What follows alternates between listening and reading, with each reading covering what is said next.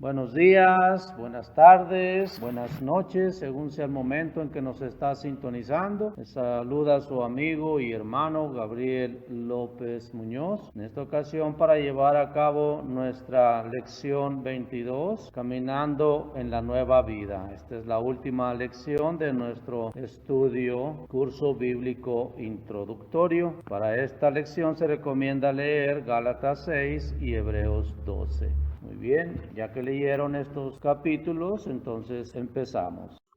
Cuando somos bautizados, nacemos de nuevo. A Nicodemo, que vino a él de noche, Jesús le dijo: El que no naciere de nuevo no puede ver el reino de Dios. En Juan 3 y versículo 3. Jesús siguió explicándole que no estaba pensando en el nacimiento natural, sino en un nacimiento espiritual. Dice en Juan 3 y versículo 6. Lo que es nacido de la carne, carne es, y lo que es nacido del espíritu, espíritu es. Cuando nace un bebé, empieza una nueva vida, y así cuando nosotros somos bautizados, empezamos una nueva vida en Cristo. Esto quiere decir que de allí en adelante tenemos que dejar de pensar y actuar como las personas del mundo, que hacen caso omiso de la voluntad de Dios y viven de acuerdo a sus gustos personales, lo que la Biblia llama la carne. Tenemos que vivir de acuerdo a los preceptos divinos revelados en la Biblia, tomando como modelo al Señor Jesucristo, quien siempre se negó a complacerse a sí mismo y en lugar de eso se dedicó a buscar y acatar la voluntad de su Padre Celestial. Esto es lo que significa nacer de nuevo o nacer del Espíritu. El apóstol Pablo nos dice en 2 de Corintios 5, versículo 17. Si alguno está en Cristo, nueva criatura es. Si nosotros hemos de creer en Jesucristo, tenemos que hacer nuestra parte, esforzándonos continuamente. Si no hacemos el esfuerzo, ese hombre viejo al cual habitamos renunciando cuando los bautismos volverá a dominarnos. Ayuda en el camino. Si tuviéramos que luchar solos, nunca podríamos crecer en Cristo. Pero Dios nos ha dado todo lo que necesitamos para nuestro crecimiento espiritual. Nos ha dado el gran privilegio de venir a Él en oración por medio del Señor Jesucristo. Podemos confiarle todas nuestras dificultades, alegrías y tristezas, viniendo a Él con reverencia y suplicándole su ayuda en el nombre de Jesús. También nos ha dado su palabra, la Biblia. No podríamos tener guía mejor. Nos enseñará más sobre los caminos de Dios. Nos ayudará a actuar como Él quisiera que actuáramos y a crecer en ese nuevo hombre en Cristo. Leemos en 2 de Timoteo 3, 16 y 17 que dice: Toda escritura es inspirada por Dios y útil para enseñar, para redarguir, para corregir, para instruir en justicia, a fin de que el hombre de Dios sea perfecto, enteramente preparado para toda buena obra. Dios nos ha dado la capacidad de meditar en su palabra y sus principios. En el libro de Proverbios leemos acerca del hombre. Porque cuál es su pensamiento en su corazón, tal es él. Proverbios 23 y versículo 7. Si dejamos que nuestras mentes se ocupen más y más de las cosas de Dios, gradualmente seremos mejores hombres y mujeres, creyendo y actuando. La lectura de la Biblia, las oraciones y la meditación nos ayudarán a hacer las cosas correctas. Alguien dijo a Jesús cierta vez: Maestro, ¿cuál es el gran mandamiento de la ley? Mateo 22, versículo 36. Leemos la contestación de Jesús en versículo 37 al 39 que dice: Amarás al Señor tu Dios con todo tu corazón y con toda tu alma, con toda tu mente. Este es el primero y grande mandamiento. El segundo es semejante: amarás a tu prójimo como a ti mismo. Estos mandamientos no son fáciles de guardar. Solo seremos capaces de amar a Dios con todo nuestro corazón, alma y mente si nos acordamos permanentemente de lo mucho que Dios nos ama y lo mucho que ha hecho por nosotros. Él ha hecho grandes cosas por nosotros. ¿Cómo podemos pagar nuestra gran deuda con Él? Nosotros no podemos hacer nada por Él. Pero ¿qué nos manda Jesús en el segundo mandamiento? Amarás a tu prójimo como a ti mismo. Aquí sí hay algo que podemos hacer. Podemos ayudar a otras personas mostrándoles bondad y amor como Dios nos lo ha manifestado a nosotros. Las cosas más importantes que podemos hacer para otros es comunicarles las buenas nuevas del reino de Dios, en las cuales nos dio a creer, así como Dios nos ha invitado a guardar sus principios y compartir las alegrías de su reino. Debemos nosotros invitar a los demás a compartir el tesoro que hemos encontrado. Jesús dijo en cierta ocasión: Así que todas las cosas que queráis que los hombres hagan con vosotros, así también haced vosotros con ellos. Mateo 7 y versículo 12. Dios aceptará los actos de amor que mostremos a nuestro prójimo como si fueran hechos a Él. Esto es lo que podemos hacer para agradecerle su amor para con nosotros. El discípulo y el mundo. Hay muchas cosas en el mundo actual que son impías. Por ejemplo, hay muchos libros y películas que rápidamente inclinan nuestras mentes a cosas impuras. Y a veces estas nos atraen mucho. Pero por lo mucho que nos atraigan, debemos dejarlas porque de lo contrario nos alejarán de Dios. El no tomar parte de los placeres que no son de Dios puede significar la pérdida de algunos amigos, porque ellos no comprenderán por qué rehusamos ahora hacer cosas que anteriormente gozábamos. Pero encontraremos muchos amigos nuevos, pues todos aquellos que como nosotros se han separado del mundo serán congregados en uno, serán hijos de Dios y hermanos y hermanas en Cristo. Esperando a Jesús. El bautismo nos da un nuevo comienzo cuando somos bautizados. Entramos en el camino angosto que nos lleva al reino de Dios, pero todavía somos muy humanos y fácilmente olvidamos lo mucho que hizo Jesús por nosotros cuando murió en la cruz. Jesús sabía cuán fácilmente sus discípulos olvidarían sus enseñanzas y su ejemplo, así que les ordenó hacer algo para acordarse de él. Vamos a buscar el Evangelio de Lucas en el capítulo 22 y vamos a leer los versículos 14 al 20.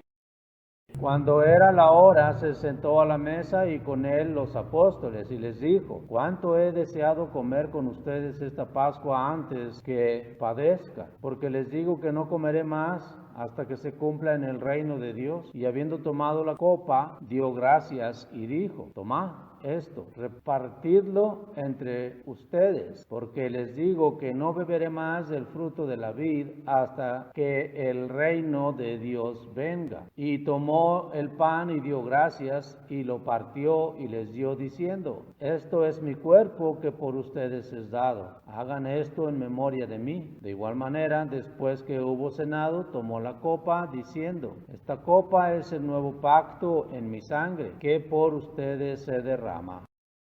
Este es el relato de lo que se llama comúnmente la última cena, porque es la última comida que hizo Jesús con sus discípulos antes de morir. Veamos cómo el pan y el vino eran para recordar la forma en que pronto daría su vida por ellos. Les dijo: esto en memoria de mí. En el versículo 19.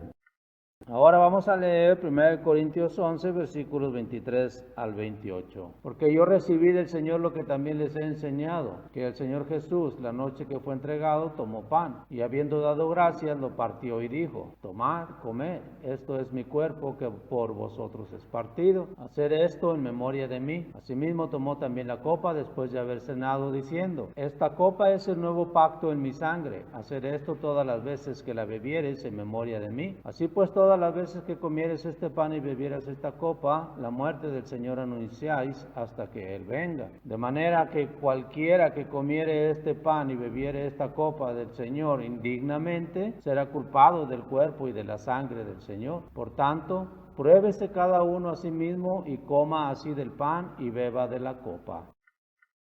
Los primeros cristianos se reunían cada primer día de la semana para recordar a Jesús en la manera que Él les ordenó. Los verdaderos discípulos del Señor aún se reúnen como lo hacían los primeros cristianos. Y por lo general, el domingo es el día más conveniente para partir el pan y beber el vino, recordando cómo el cuerpo de Jesús fue quebrantado y su sangre derramada por ellos. A medida que crezcamos en Cristo, el recordar a Jesús en esta forma llegará a ser cada vez más importante para nosotros, ayudándonos a estar conscientes de que Él siempre está con nosotros. Usted debe decidirse, y así cuando usted termine de leer estas lecciones, será como una persona que está de pie frente a un indicador de ruta. Un camino, como usted sabe, va a la muerte, el otro a la vida. Por el camino de la vida viajan aquellos que creen en la palabra de Dios y han sido bautizados en Cristo. Jesús mismo está con ellos a medida que viajan. ¿Se unirá usted también a ellos? ¿Será bautizado en Cristo? Recuerde que Jesús dijo: el que creyere y fuere bautizado será salvo, mas el que no creyere será condenado. Marcos 16, versículo 16. Muy bien, amigos, tenemos algunas reflexiones acerca de nuestra lección y última 22. La primera reflexión dice: Jesucristo enseñó que el que no naciere de nuevo no heredará el reino de Dios. Juan 3 y versículo 3. ¿Qué quiere decir nacer de nuevo? Muy bien, en este caso Jesús está haciendo énfasis al nacer del agua y del Espíritu. Obviamente está hablando del bautismo, que significa inmersión en las aguas bautismales. Esto quiere decir que debemos de entrar en las aguas de cuerpo entero. Número 3. ¿Qué cambios deben verse en la vida de una persona que ha nacido de nuevo? Pues debemos de predicar con el ejemplo de nuestras vidas. Hemos cambiado de una manera de vivir que vivíamos de acuerdo con el mundo a una manera apartada de las cosas mundanas y nos hemos apartado para Dios. Entonces, con nuestro ejemplo debemos de predicar ese cambio. Número 4. Leemos en Lucas 18, versículo 1, que dice: también les refirió Jesús una parábola sobre la necesidad de orar siempre y no desmayar. En esto, la reflexión es de que tengamos en mente todo el día a nuestro Señor Jesucristo, el sacrificio que Él hizo por nosotros al ser llevado hacia el monte Gólgota o el monte de las calaveras sin emitir quejido, o sea, sin quejarse del trato que le iban dando, puesto que sabía que por medio del sacrificio de su propia sangre iba a redimir al mundo para con Dios y para con Él. Número 6. En el huerto de Getsemaní, Jesús dijo a sus discípulos en Mateo 26, versículo 41: velad y orad para que no entréis en tentación. El espíritu a la verdad está dispuesto, pero la carne es débil. Esto nos invita a que estemos siempre meditando en la palabra de Dios para que no caigamos en las corrientes mundanas y por ende caigamos en tentación y consumemos el pecado. Número 7. Recordando cómo los israelitas se desviaron, Pablo escribe en 1 Corintios 10, versículos 11 y 12. Y estas cosas les acontecieron como ejemplo y están escritas para amonestarnos a nosotros, a quienes han alcanzado los fines de los siglos. Así que el que piensa estar firme, mire que no caiga. Número 8, en Hebreos 10, versículos 26 y 27 dice, porque si pecaremos voluntariamente después de haber recibido el conocimiento de la verdad, ya no queda más sacrificio por los pecados, sino una horrenda expectación de juicio y de hervor de fuego que ha de devorar a los adversarios. Entonces, esto es una advertencia para nosotros los cristianos, que nos mantengamos firmes en nuestra fe que hemos adquirido por medio del conocimiento de la palabra de Dios. Esto es lo que se llama comúnmente como el Espíritu Santo que descansa en nosotros porque hemos leído su palabra. De ahí hemos obtenido el Espíritu Santo.